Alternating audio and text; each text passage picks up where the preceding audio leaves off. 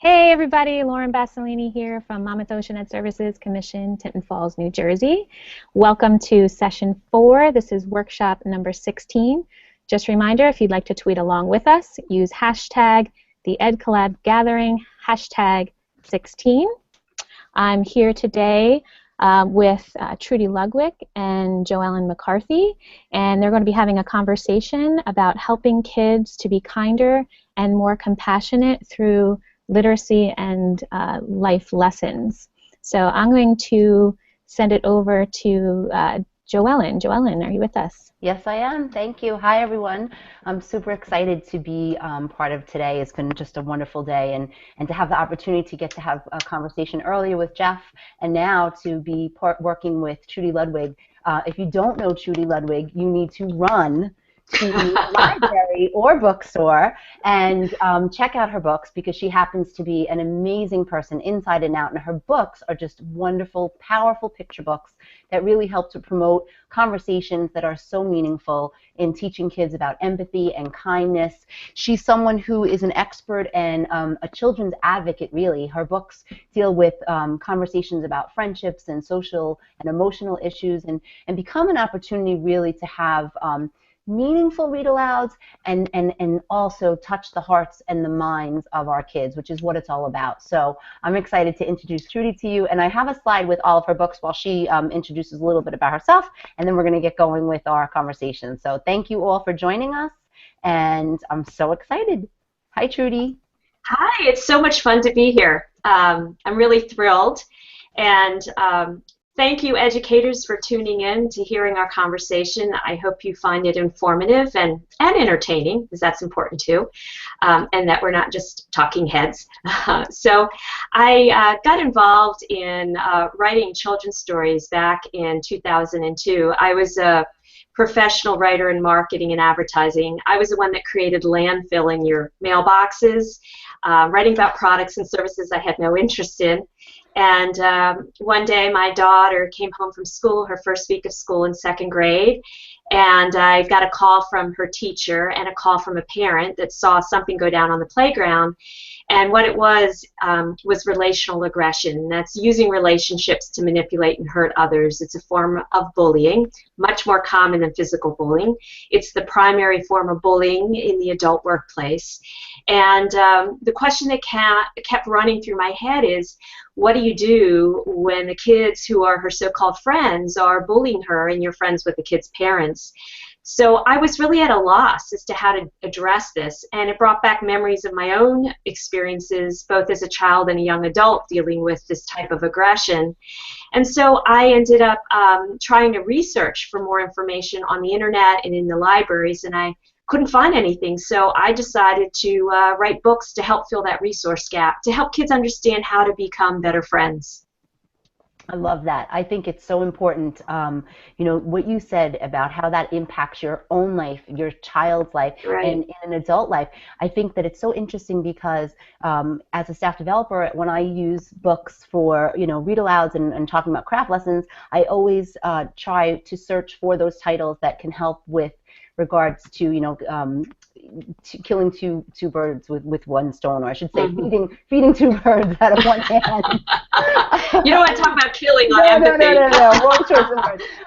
But so often for teachers who first learn about your books, they come to me and they say, inevitably, I can't tell you the number of times the teachers have said, wow, I need that book for my own child. Like, can I take that book home tonight? I need to buy that tomorrow because of, you know, the opportunities for conversations to really address real life issues. And so, you know I was thrilled to be able to meet you in real life, and through our, you know, connection on Twitter, when we met up and down, I felt like I knew you, Trudy. Just, you know, knowing your books and your story and how meaningful the work that you do, it really impacts, you know, students' lives. And, you know, the whole idea of choosing kind and teaching kids about empathy is so important. And I think the community building is essential. So if we have conversations and we can use books as that tool, it's really an amazing thing. So I'm excited. And I know we have some research to share with you as well, but we also hope that people will ask questions of Trudy and join the conversation today and share a little bit about how you are currently promoting kindness in your schools. So we have Mhm. some resources to share with you as well. Okay, so I'm going to do screen share, which you know I love to do because it's always never easy. It's always sorry. So in thinking about the power of literature, I love this slide and this quote. A real book reads us. And how important it is. You notice that this young boy is reading Invisible Boy by Trudy Ludwig, and there's so many of her books. And again, it's not about the book, but it's about the conversations that we have with kids. And so if we go back to the slide that has her titles, each of these talk about things that are real life issues.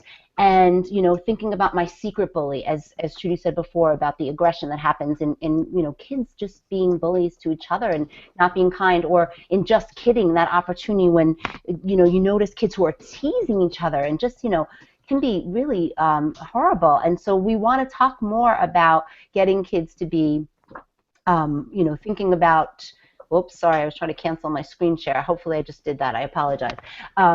And thinking about, the opportunity to get kids to realize the power of literature and how books can be windows and doors and mirrors. So do you want to talk a little bit about that, Trudy, and share with us? Yes, well, I think, first of all, that writers, children's writers in particular, I consider ourselves not just authors, but I consider ourselves as bridge builders.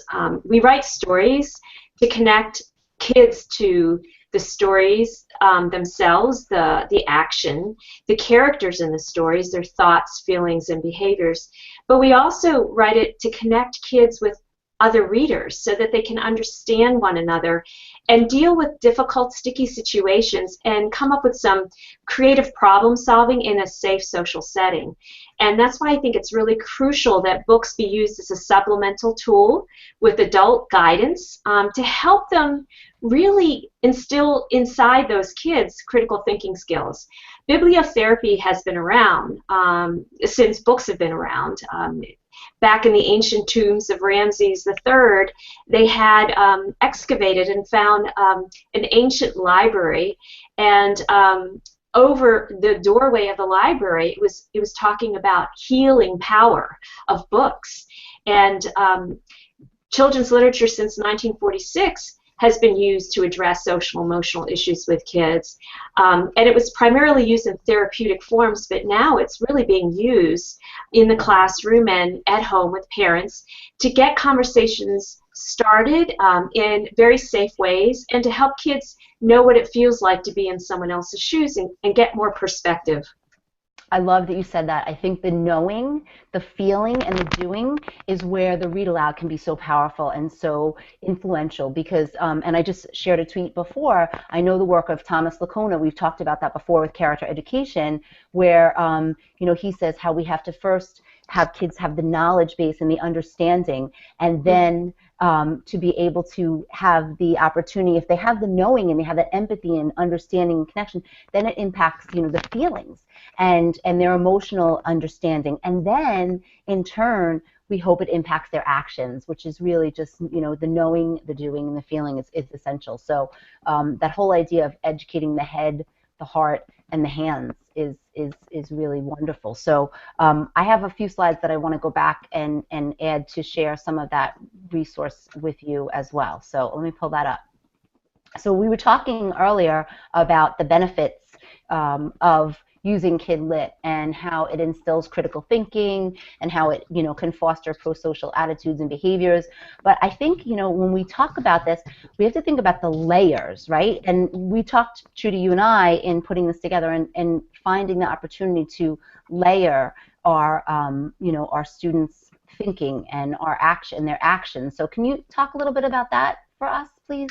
Of how they do the layers of thinking and action. Well, I think, first I need to talk about the nature of writing children's books, picture books in particular, because they look very simple on the first glance or first impression, but there really are many layers that are built in with a children's book, and you read it the first time and you'll find some meaning in it, and then you can read it again and you're going to find some new meaning in it. And I think that's the beauty of children's picture books, is it's very hard to take very big concepts and put them in small books with few words, and that's a challenge. And also, as a writer, the other challenge is you have to remember that you're telling a story with words, and the artist is also telling a story with their pictures. And so there's that saying, show, don't tell, a lot when you're writing as an author. You have to think about to use your words parsimoniously so that the visuals can help show a whole new meaning behind the words that you're writing. And I think that that's a really beautiful thing for kids because each child will connect with the story in a different way. They find things and find meaning that even adults don't find. I found it very fascinating when I'm at schools and I share a story and have discussions with the kids. They'll bring up information that no adult has yet brought up. They're very observant and seeing the layers. And I think it's really important too, with the meaning of the stories, is it's important for a writer to come from a place of respect and authenticity when they're writing stories for kids. I don't want to sound like a grown-up talking to kids. I really want to get into their heads and into their world so that they find the stories really relatable. It's a really important thing. And when it's relatable, then they open up their mind and they open up their hearts to the possibilities of seeing things in a whole different way. I love that. I think that is so important. And I think it's important too, I know for professional resources, one of the books that this connects very well to is the book by Lester Laminack and his work that he did with Reba Wadsworth, which is called Bullying Hurts and Teaching Kindness Through Read Alouds.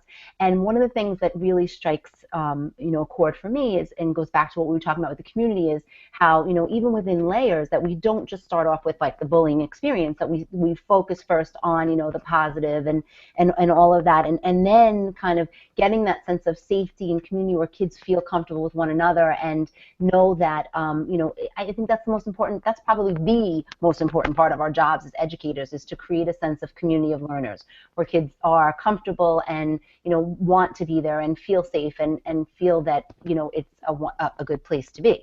So, thinking about that and then thinking about introducing other experiences, because we don't know, like you said, every child is so different. We don't know the experiences they have. Children live what they learn in our classrooms, and it may not necessarily be what they're living at home. And so it's exactly. Again, exactly. Yeah. I think the important thing too, I think where I'm going through the direction, bullying, the word bully has become such a hot buzzword in our culture and in the media that the word tends to be misused and overused right now. And so what I try to do, there's only 2 books where I really use the term bully, and that was My Secret Bully, to show that there are friends that can wear that bully hat, and then Confessions of a Former Bully, because what I was showing is that kids, the kids' jobs are to make mistakes, and our job as the caring adults in their world and the caregivers and educators is to help them so they don't keep repeating those mistakes, because bullying is not, no child is born mean. They learn it. They can learn it at home, at school, in the neighborhood. And so what we need to do is help unlearn that behavior and show them that it's to their advantage to change their hurtful behaviors, whether they're intentional or unintentional. We want to change it to show that they will thrive better. A lot of focus is shown on how bullying hurts the kids that are being picked on. My approach is also to show that bullying also hurts the kids that are doing the bullying, and it also hurts the kids who witness the bullying, the bystanders. Everyone gets affected in the school community, and so it needs a community action to show how we can really change the dialogue with kids and let them know that it's the behavior we're not approving of and it's unacceptable. We're not saying they are evil or bad people. It's that behavior that is no longer acceptable. And that's a really important thing, not to use the word bully as a noun, because we are all capable of wearing what I call the bully hat. We are very complex human beings. We can be kind and cruel, and those are choices that we make. And that's what I'm trying to show with books, is we make choices, and how those choices play out and affect, in good ways and bad ways, our friendships, and how they can build up and break down the human spirit. Yeah. I love that you said that about the choices, because I think of a resource that I included as well for us in our conversation is the Kid President. So if you're not familiar with Kid President, I know many of you at home, I have a link that I can send with you as well, where his whole, he has that YouTube video clips, and he has a new book too that's called, oh, now the name is escaping me because it's not in front of me, but it's all about making choices that help make the world a better place. And he talks about how, he gives examples and pep talks and things that are awesome to get kids to think about, and adults too, how in our classroom communities, what can we do to change to make the world a better place? And what can we do for one another to make the world a better place? Right. And I think one of the things he says is, if you want to be a change maker, you have to be a difference maker, and by nice. doing something kind, and that's what the book is all about. Actually, it's like 50 ways to make the world a better place. And so having our kids celebrate the kindness and looking for that, and being positive and proactive in social behaviors and noticing and celebrating that is so important. So and I'll share some of the links that we talked about too. There's something going on. We know the Choose Kind movement, of course, with Wonder and RJ Palacios, wonderful resources. But even things that are happening and popping up, like with social media, the Positive Post-it Day that was started by Caitlin Hack. Those are things that really help to promote kindness. So do you want to talk a little bit about some of your experience in seeing in schools, and how that's been, not just the Positive Post-it Day, but those, seeds of kindness? Yes, I think that there's a big movement going on, and I think it's really important. I'm just going to step back a little bit before I talk about what I've seen in schools, is that the thing that we need to remind as educators to the children, when I ask kids, when I travel around the country and present at schools, I ask them, raise your hand if you think most kids in middle school and high school think it's cool to be cruel online or offline. And a lot of hands go up. They think, most of their peers think it's cool to be cruel. But what the reality is, in a lot of surveys that are conducted nationwide by experts, researchers, is that most kids think it's cool to be kind online and offline. So that's their social peer group, right? So the social norm, it's a really important thing for us to really emphasize and reflect the reality rather than what we think is the reality. And that's what we need to do, is have reality checks with these kids. And I let them know, you know what, most of you are being decent. 80% of you nationwide, kids ages 10 to 18, are actually being responsible on the internet. And the kids are blown away. And I said, I want you to give yourselves a hand. You are being decent and kind. It's the 20% of you that's wreaking havoc with the majority. And you have the power to make a difference. And know that most kids that are older than you think it's cool to be kind. So that's where I want to see the movement go in schools. I don't want to see these posters that have a big circle with a big red circle with a slash going through the word bully, because you're promoting negativity. I want to see, this is a school that promotes kindness. We are a kind and caring, compassionate school. And have the kids make posters that 97% of the kids think it's cool to be kind. Have these positive messages rather than no, no, no, no bullies here. Well, that's ridiculous. We all can wear that bully hat. We all can be cruel and kind, and we have to learn to take that particular hat off. So in the schools that I've been seeing, it's been really fun. In one school in particular, I think you have the slide, they actually did this really cool stairway, and I'm standing at the top of the stairway, and it's showing all these character traits that when the kids every day go up those stairs, they are reminded every day of those character traits like perseverance, kindness, compassion, perspective, overcoming challenges. What a great stairway to have in all these schools. Initiative, responsibility, friendship, there it is, the stairway to success, because this is what we're trying to do, is build character. And know that when you make a mistake, you may step back on that step, but you can still keep moving forward. We all can move forward in this. And I thought that was a brilliant thing that that school had done. And they had the PTO do fundraising to work on this. I mean, you can even have it with stencils of already existing stairs. You don't have to have anything really fancy. Other schools, what they've done is they've turned my books into plays and performances, which is really fun, and they've shared video performances with me. And they use that as a video legacy. For example, with Confessions of a Former Bully, the 5th graders made videos and the parents helped, volunteered with the production and editing. So when new kids start the school in kindergarten and 1st grade, they see the videos. So it's their legacy to see how this is how we treat people and this is how we don't treat people. This is what we expect of you. And we expect that the majority of you will be well and treat people well, and that's a wonderful thing. So it worked out really well when they do those plays and share that. The other thing that I've noticed is that there are schools that are doing peace assemblies once a month, where what they do is they have random acts of kindness that are being acknowledged publicly, because kids want to get attention, right? So they can get attention in negative ways or positive ways. And so it's a great way of publicly acknowledging to the community of the great things and random acts of kindness that people do. I think you have another slide, and yes, I am seeing the slide, so it's great. You have another slide that shows an example from a school I was at Stafford Elementary, and they're called the teardrops, or Yep.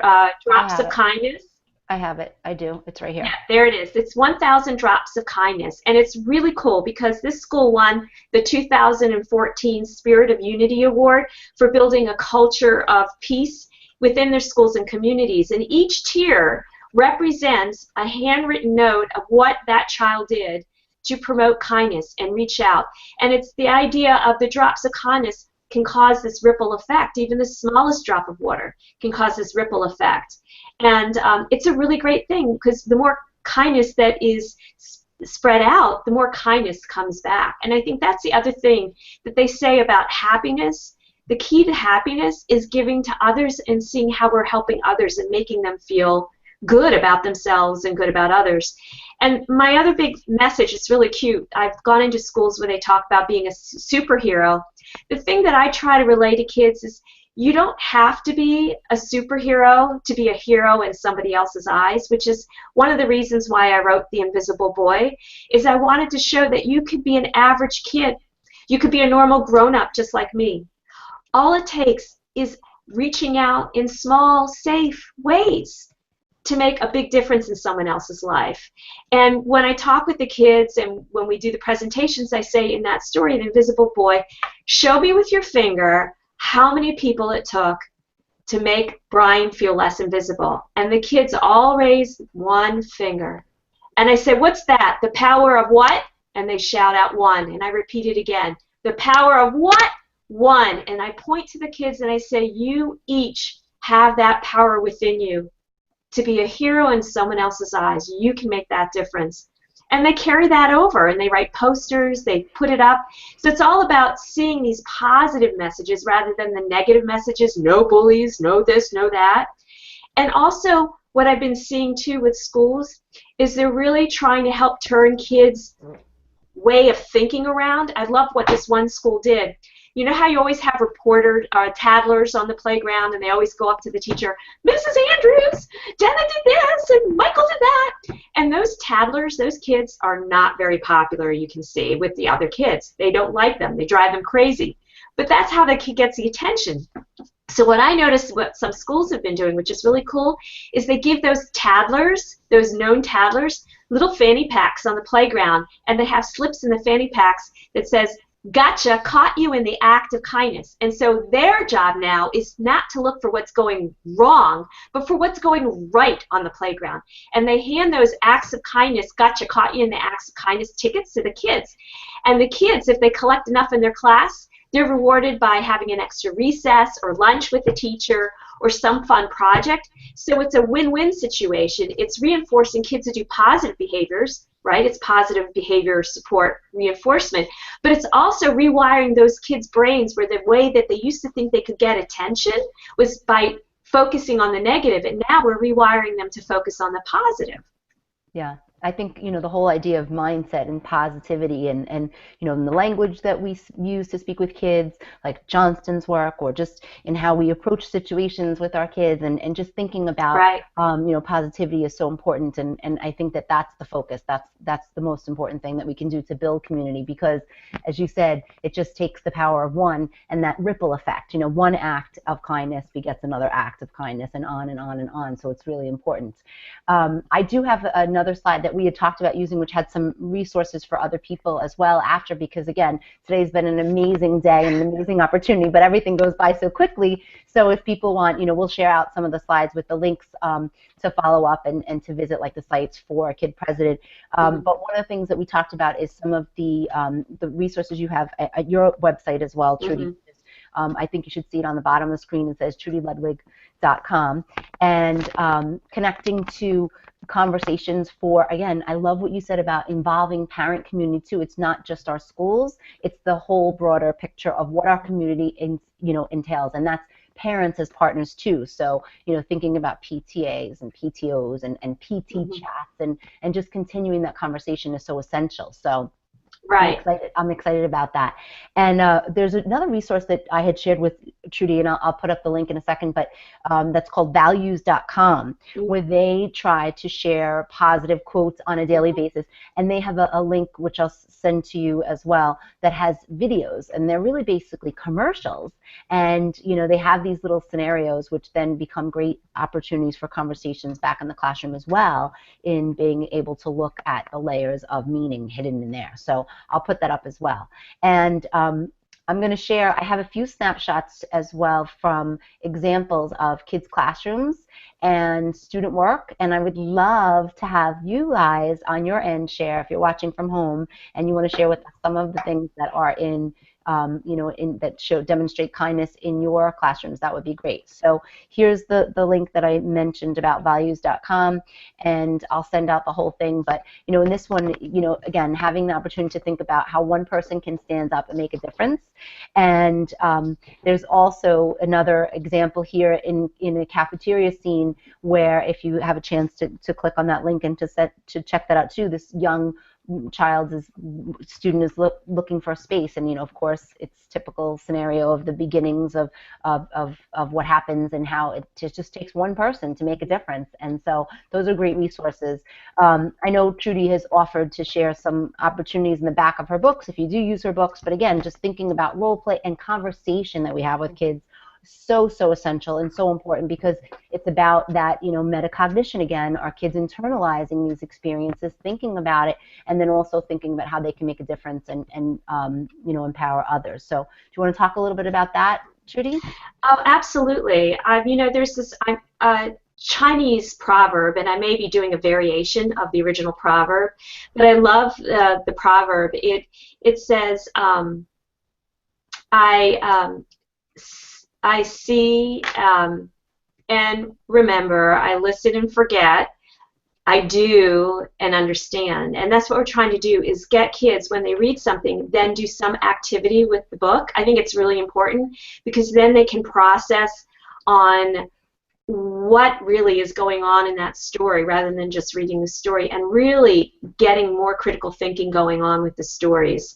I'm not quite sure what you were asking me to do. You can repeat the question. Well, I'm just talking really, honestly, having your, expertise in what you know with research, but also thinking about the importance of, examples in classrooms, and thinking about the positivity. I had mentioned that resource of values.com, and there's some other resources.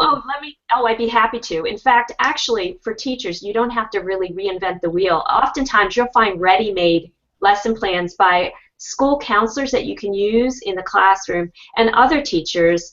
All you have to do is, you have your favorite book. Let's say it's Eleanor Estes' The 100 Dresses, the classic 1944 Newbery Honor book. You could take that, or take Jacqueline Wood's modern day version, Each Kindness, and use that book. So what you do is take the title of the book, and then write in the Google search bar the title of the book, and then add the words activity lessons, lesson plans, or activities. And often you'll find some PDFs that are ready to go to do the lesson plans. I have on my website lesson plans ready to make that I've pulled some of my favorites for most of my titles, or all my titles. Some of them include Common Core, a lot of them actually are Common Core lesson plans that can generate some really good conversations, and you're also meeting the state standards that you're required to meet. Other resources for great books, there's some great websites. I have listed websites, addresses that you can go on my website. I also compiled a list of recommended children's literature from preschool to young adult, fiction and nonfiction. There's some great resources there.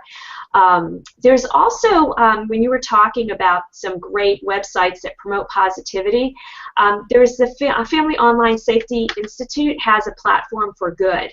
And that platform for good is a great resource, not only for the youth, for teachers to use with the kids, but it's also a great resource for parents to promote positive use of technology as a tool to help foster empathy.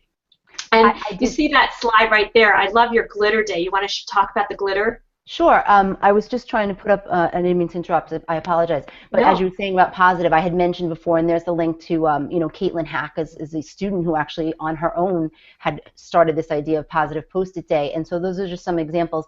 But what I like to do is, and when I talk about that and share that with other teachers who maybe aren't aware of it, is, mention the fact that it doesn't have to be a specific day. Positive Post-it day can be any day, right? JoEllen, I was in a school where they actually had a little desk that was in the hallway by one of the big bulletin boards.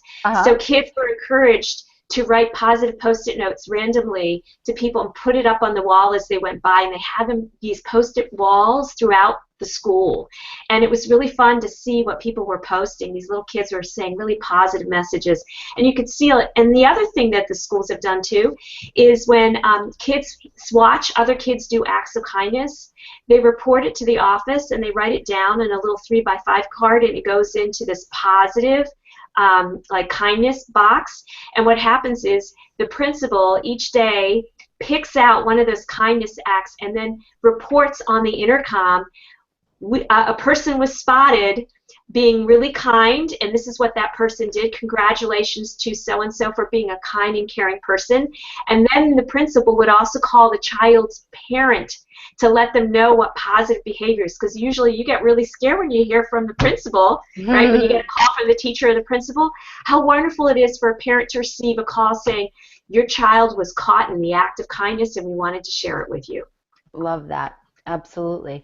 So when you were saying about the positive Post-its too, and you mentioned about the glitter boards, and that was something that I didn't put up, but I'll put up now. We, after reading Wonder, and of course, being so inspired by R.J. Palazzo's book, her message in there is about wouldn't the world be a better place if we all offered to choose kind.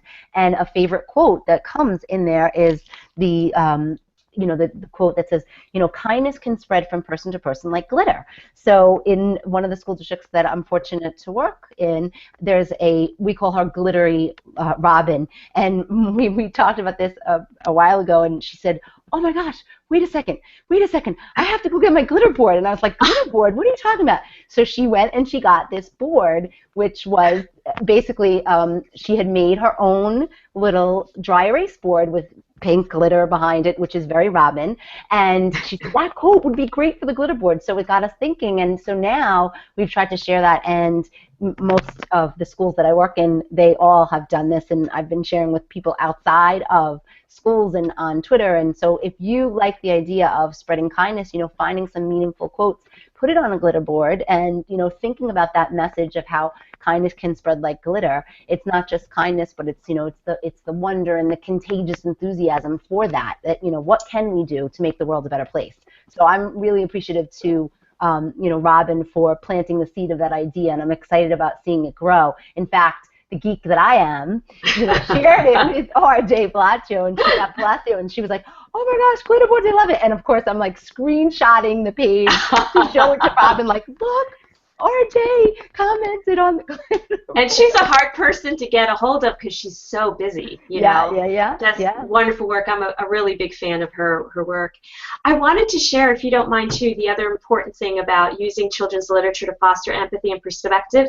And I want to talk about social emotional learning and how we can build those social emotional skill building for the kids. And I think you have the slide, and it's by Casel. It's the Collaborative for Academic, Social, and Emotional Learning. And what it is children's literature can really help in building the core competencies of social emotional learning. They build self-awareness, so it gets kids to recognize that they have ability to recognize their own emotions. That's it. That's right. The key components. So the first one, I would say self-awareness. I'm going to be looking at my cheat sheet here from the Casel organization. The other one is self-management. It's ability to regulate one's emotions, thoughts, and behaviors effectively in different situations. Another part of that wheel is social awareness. It's the ability to take perspective and empathize with others from diverse backgrounds and cultures, which is really crucial nowadays with the melting pot of the world. The other one is relationship skills, the ability to establish, maintain healthy and rewarding relationships with diverse individuals and groups. And the fifth part of that wheel would be responsible decision making, is the ability to make constructive and respectful choices about personal behavior and social interactions. And so those are really key components. When kids have higher social emotional learning skills, what they found in the research in meta-studies conducted internationally, not only does bullying dramatically decrease, it also increases the kids' achievement test scores. What they've done in over 70 assessments of over 70 studies that were conducted is that achievement test scores can go up 11 to 17%. So it behooves schools to really use literature as another supplemental tool to build these kids' social emotional skills, because it gives them an opportunity to explore and read other faces and really get to know the characters and explore how they solve problems, and to see how that also plays in their own daily interactions.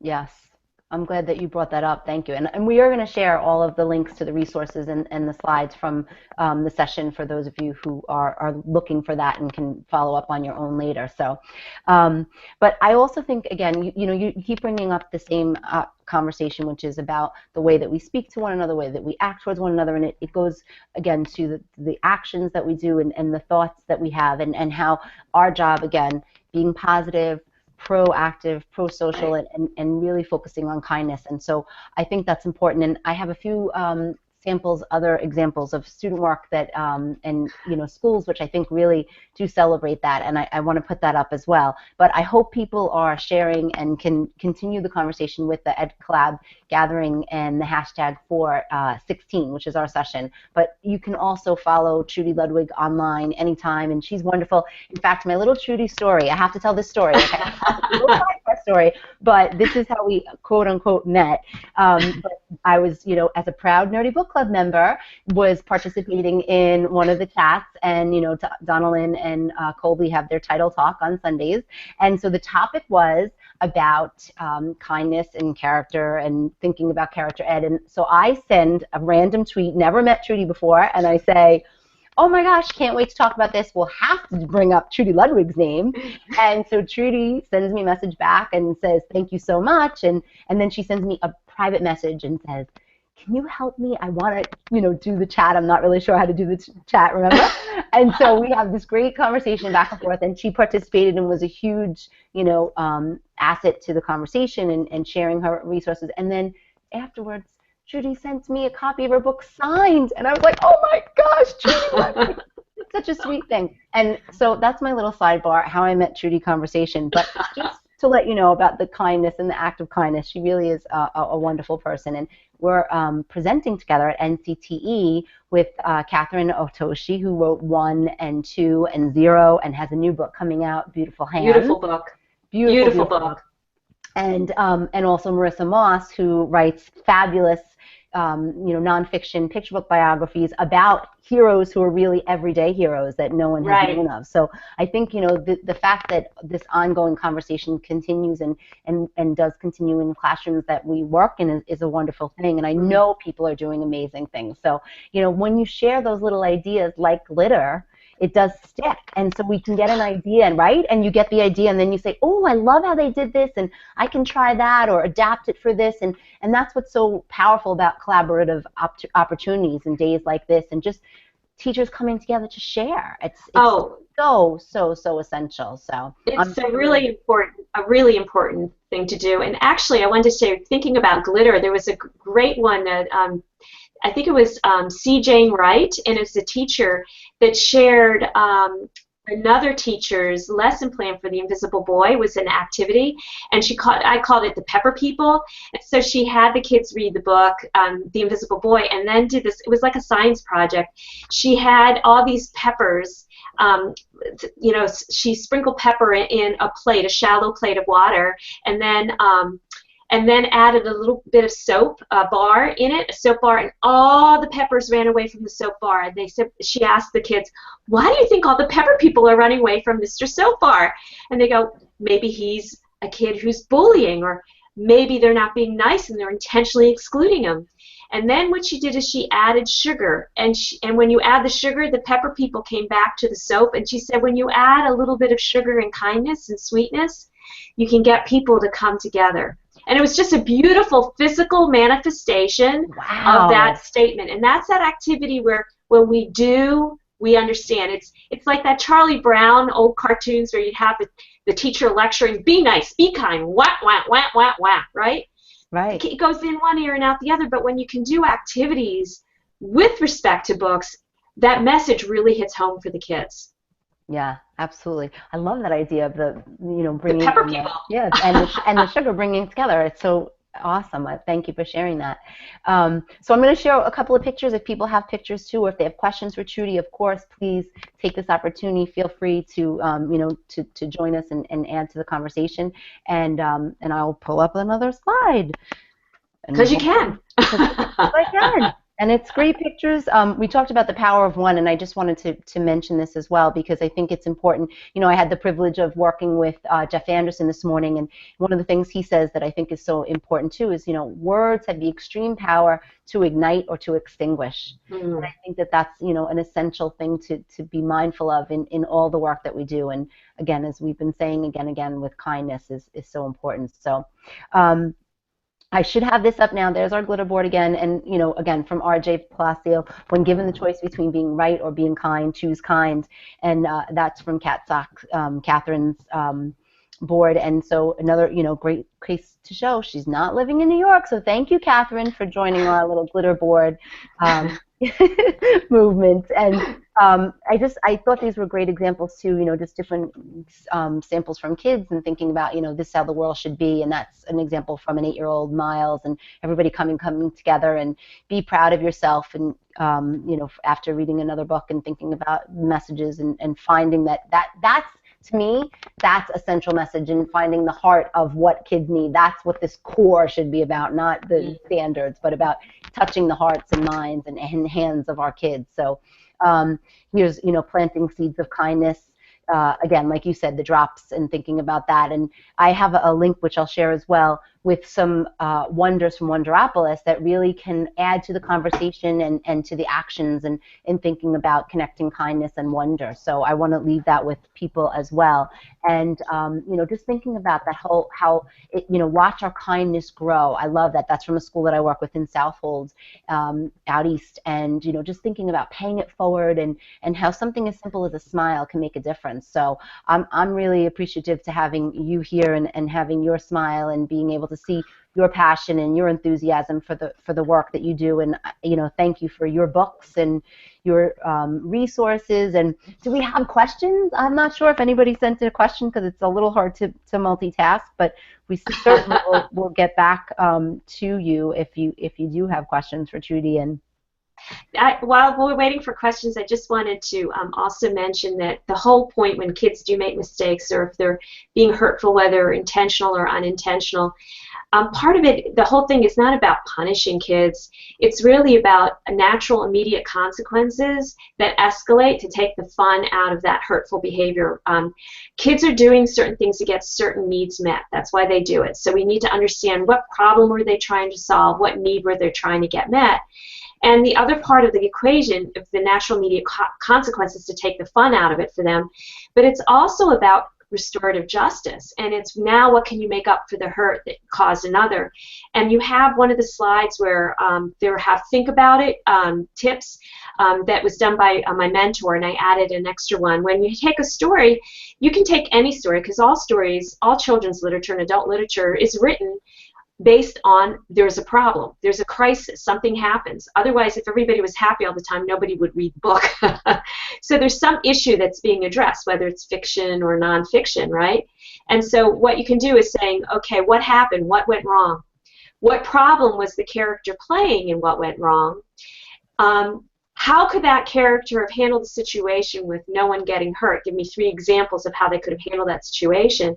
And then the last question I would say it's very, very important is now how could that character make up for the hurt they caused others in the story?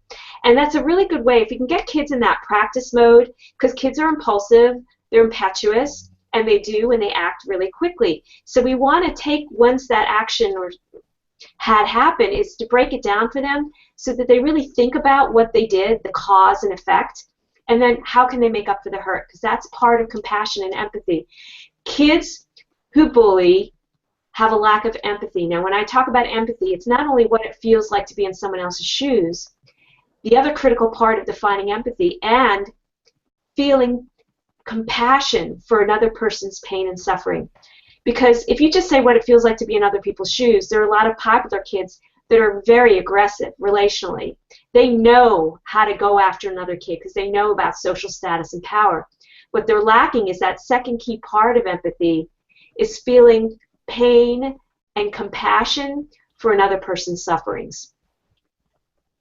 Yeah. Well, I'm excited to have had this conversation, and I know that, you know, today is just one part of this ongoing work and this ongoing conversation. So thank you for joining us, Trudy, and being part of the gathering today. And it was my pleasure. Well, thank you, and thanks for all of you for joining in. And we have the archive session too, so if you want to share the links and share with friends, we'll add to that as well. So thank you, thank you, thank you, and go off, be merry, choose kind. Bye, everyone. Stay tuned for the closing. Stay tuned for the closing too. Yeah, conversation thanks, coming up. Don't forget, we have Christine Mraz and Christine Hertz with our closing today. And just a reminder that today's sessions were all free. So, you know, instead of that normal cup of coffee you buy when you go to a workshop or a session fee, we would love for you to take a look at Book Love, the Book Love Foundation, and make a donation. Yeah, absolutely. All right. Thank you so much. Take care, everyone. Thank you very much. Bye. Bye. All right. Not yet.